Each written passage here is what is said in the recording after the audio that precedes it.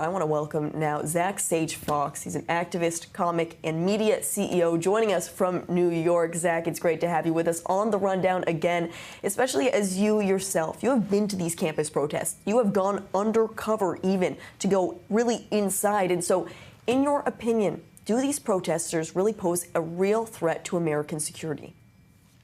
You know, I think these protesters, these pro-Hamas students deserve to stay in this country. I think what the Trump administration is doing is wrong. And obviously, it's April Fool's. I don't mean any of that. This is amazing. We finally have a government who is actually enforcing the law. I've gone undercover at Cornell. I've gone undercover at Columbia. And the amount of Jew hate I have seen at these institutions, and not only seen, but showcased, whether it's through my spy pen or through students that are willing to go on camera and proudly call for the death of Zionists, the death of Jews, it has just become astronomical. And, you know, I really think that we're at a new dawn in America, that we finally have a government who is taking anti-Semitism seriously. And essentially, they're just enforcing the law. They're enforcing Title VI.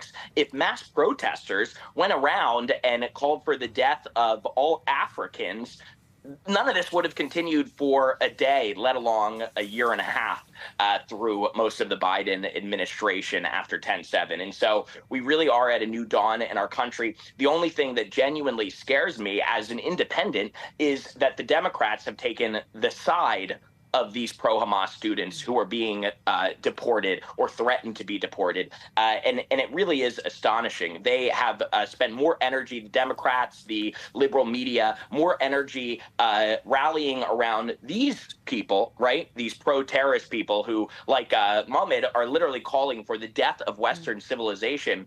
They're supporting them rather than supporting the American hostages that Hamas has, or rather than supporting the Jewish students. Keep in mind, you know, the anti-Semitism bill is sitting on Chuck Schumer's desk. It's been sitting there for a year and a half. He refused to take it up.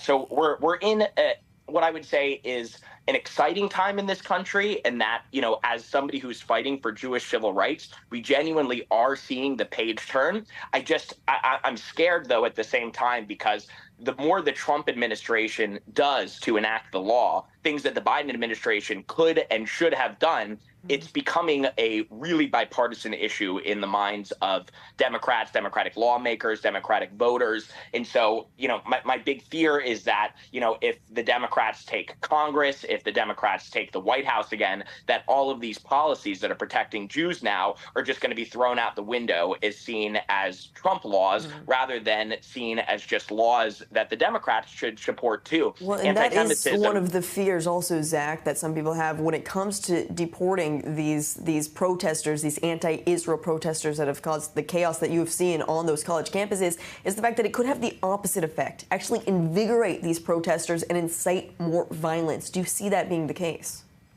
The sad thing is it could be the case, but at the same time, what do? Do you not follow Title VI?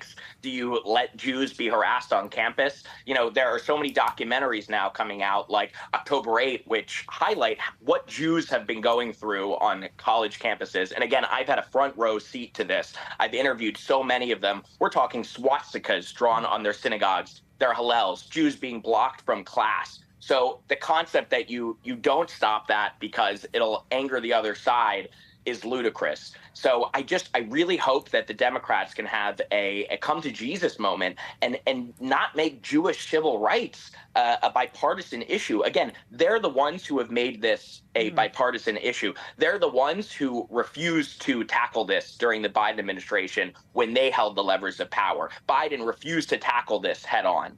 And so, again, I'm an independent, which means I'm not rooting for the Democrats to fail. I want to see two healthy parties in this country that fight for all civil rights of all people. Jews aren't asking for any sort of, you know, handicap, any sort of bonus, right? We're just asking to be treated like every other group in this country. And so until the day that, you know, not only are these laws enacted, but that they're the law of the land and that both parties agree that they should be taken seriously, I have a lot more work ahead, and so do Jewish activists around the world, because these laws are seen as controversial. And that is frightening because, again, civil rights for Jewish people should not be controversial. One of the things that I think, really needs to be enacted, though, right? It's not enough to get rid of these students, right? These students are learning a lot of this stuff in their classes, right? The actual schools are teaching this stuff. One of the things I'm finding in my reports more and more, which is just shocking me, is that most students think there are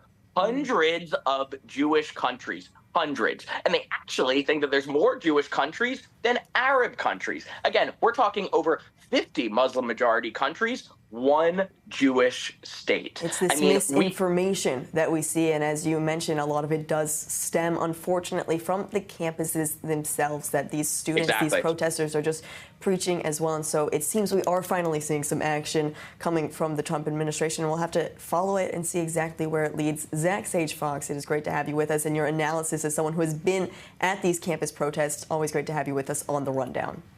Thank you so much for having me.